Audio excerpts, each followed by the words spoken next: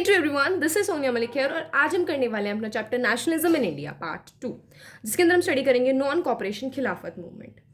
अब देखो, non cooperation खिलाफत मूवमेंट, नॉन कॉपरेशन मीन्स कि हम गवर्नमेंट के साथ कॉपरेट नहीं करेंगे, और खिलाफत यानी कि जो मुस्लिम्स के जो सभी पूरी जो कम्युनिटी थी वो भी इसमें साथ आ गई थी अपने स्पिरिचुअल हेड खलीफा को बचाने के लिए, उनके ऑनर में। तो अभी देखो, इसके ना अलग अलग इम्पैक्ट्स हुए, देखा गया शहरों में कुछ अलग इम्पैक्ट देखे गए, और गांव का जो इलाका था, पहाड़ी इलाका था, वहां पे अलग अलग देखे गए, और क्या उनकी लिमिटेशंस थी वो पूरा हम इस सिंगल पेज के अंदर कवर करने वाले हैं। तो सबसे पहले हम बात करते हैं शहरों की।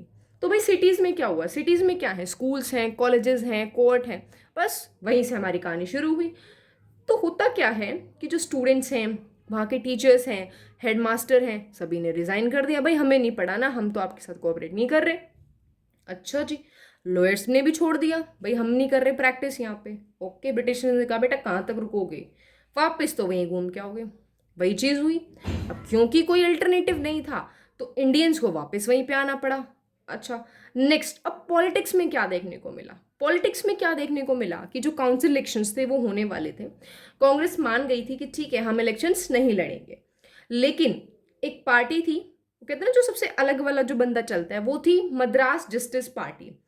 वो थी नॉन ब्राह्मण्स की पार्टी। उन्हें लगा अच्छा ब्राह्मण्स पार्टिसिपेट नहीं कर रहे, अब ये रहते तो यही जीतते, अब ये नहीं है तो क्लियर कट कंपटीशन बहुत इजी हो गया, चलो अब पार्टिसिपेट करते हैं। अब इकोनॉमिक्स में क्या हुआ, इकोनॉमिक्स में क्या था, हम कॉपरेट नहीं करेंगे, वही चीज़ है, बहुत इजी सा टॉपिक है, जितना इजी टॉपिक है ना, जितना इजी उस चीज़ को समझोगे वो उतना ही इजी लगता है। तो इकोनॉमिक में क्या हुआ, यहाँ पे उन्होंने क्या कर दिया कि जो फॉरेन गुड्स हैं हम उनको नहीं खरीदेंगे।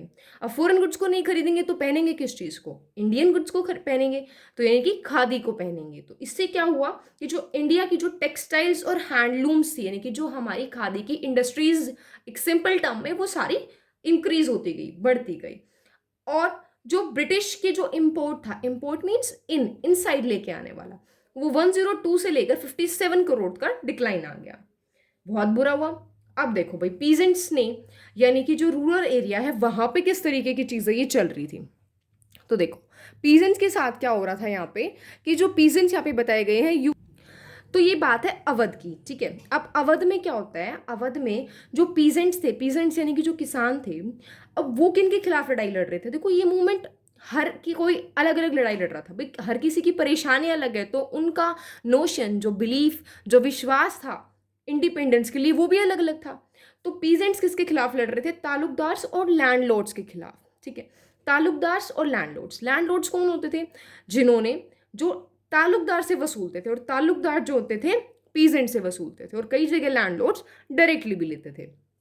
तो इनकी वर्सेस चल रही थी, पर क्यों चल रही थी भाई, क्यों लड़ रहे हो, सिंपल सी बात है, there would be a reason.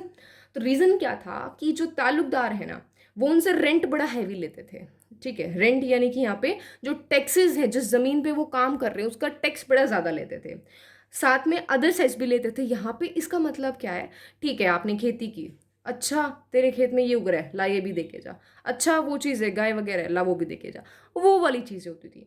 Plus बेगार करनी होती थी। बेगार क्या होता है कि आपको पेमेंट नहीं दी जाएगी बट काम फिर भी कर रहे हैं, तो बड़ा बुरा है।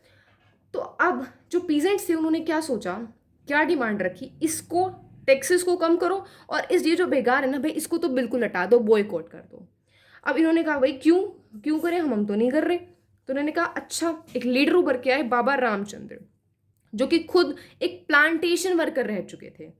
उन्होंने क्या कहा, आइडिया लगाया, अच्छा चलो नाई धोबी बंद शुरू करते हैं। नाई धोबी बंद क्या था कि आपको बेसिक वॉशरमैन और बार्बर, इन दोनों की जो फैसिलिटीज होती हैं, जो भी सुविधाएं होती हैं, वो आपको नहीं दी जाएंगी। किनको, ऑब्वियसली जिनके खिलाफ लड़ाई लड़ रहे थे, इन दोनों कम्युनिटीज को। और इसी चीज को आगे बढ़ाते बढ़ाते जवाहरलाल नेहरू के सपोर्ट से इन्होंने क्या बना ली, अवध किसान सभा। अब ये सारी चीजें देखो नॉन कोऑपरेशन से थोड़ी सी पहले की बात थी, है ना। तो उस टाइम पे क्या हुआ, जैसे ही नॉन कोऑपरेशन मूवमेंट चालू हुआ तो जवाहरलाल नेहरू को याद आया, अच्छा एक वो भी किसान सभा है, चलो बुलाओ उनको, बुलाओ। सारे एक्टिवली पार्टिसिपेट हो गए, लेकिन इनके अंदर ना गुस्सा बहुत ज्यादा भरा हुआ था। तो इन्होंने क्या किया कि जो ताल्लुकदार हैं और लैंडलॉर्ड्स हैं उनके घरों पे अटैक कर दिया, है ना, बाजार को लूट लिया। गांधी जी बड़े परेशान, अरे मैं हिंसा हिंसा चिल्ला रहा हूँ, तुम लोग सीधा लूटपाट मचा रहे हो, भगाओ इनको। यानी कि इस मूवमेंट को उन्होंने सपोर्ट नहीं किया। उसके बाद क्या होता है, हमारा एक अलग ही किस्सा चल रहा होता है हिली एरियाज में, ठीक है।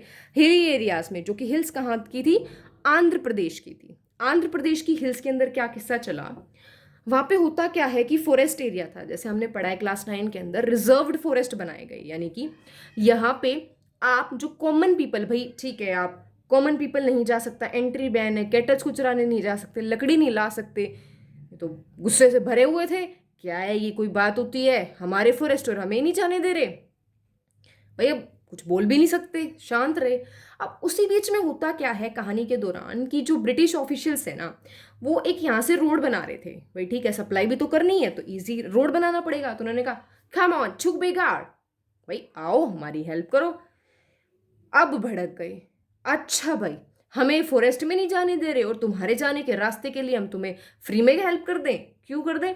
और यहीं से शुरू हुई हमारी मिलिटेंट गुरिल्ला वार।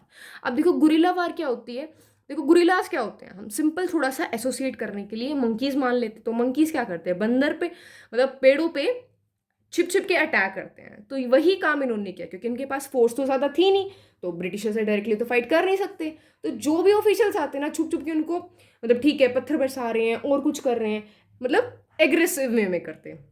और इसी बीच में एक लीडर आया अलूरी सीताराम राजू, और ये बड़ी इंटरेस्टिंग फिगर मानी जाती है। क्यों मानी जाती है, क्योंकि इनको माना जाता था कि भाई ये ना भविष्यवाणी कर सकता है, इसको बंदूक लग जाएगी उससे भी कोई फर्क नहीं पड़ेगा, तो लोगों ने क्या मान लिया कि ये एक भगवान का अवतार है।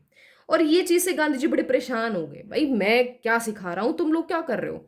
और तीसरा किस्सा देखने को मिला असम के अंदर, जहां पे क्या था, प्लांटेशंस थे। देखो हमें असम का पता है, असम में क्या है, टी के गार्डन्स है, ठीक है। तो प्लांटेशंस क्या होता है कि बहुत ही एक लाइन के अंदर प्लांट्स को लाइन में बहुत मासिव एरिया पे लगाया जाता है, तो अब सिंपल सी बात है उसके लिए लेबरर्स भी ज्यादा चाहिए। तो एक एक्ट आई, इनलैंड इमिग्रेशन एक्ट। इमिग्रेशन क्या होता है कि जब आप एक ही कंट्री के अंदर मूवमेंट करते हैं तो उससे रिगार्ड में कुछ लॉज बनाए जाते हैं। अब ये क्या था कि कोई भी इंडियन बिना ब्रिटिश ऑफिसर की परमिशन के बाहर नहीं जा सकता। अब ब्रिटिशर्स कहाँ परमिशन देने वाले थे, तो इससे बेचारे इंडियंस का क्या नुकसान होता था कि वो कभी भी मतलब एक लिंक टूट गया, भाई तुम एक बार उस लैंड में चले गए ना तो तुम भूल जाओ अपने परिवार को, बड़े परेशान। अब इन्होंने क्या कहा, जो मैसेज है वो फैला दिया, गांधी जी ने कहा है सभी को स्वराज मिलेगा, स्वराज मिलेगा, सारे भाग पड़े, भाई वेरी गुड, हमें तो अपने गांव में जमीन मिलेगी तो हम यहाँ क्यों काम करेंगे। लेकिन अनफॉर्चुनेटली क्या हुआ, रास्ते में इन्हें पकड़ लिया गया और बुरी तरीके से पीटा गया, ठीक है। तो दिस वाज ऑल कि हाउ नॉन कॉपरेशन मूवमेंट में किस तरीके का पार्टिसिपेशन लोगों ने किया।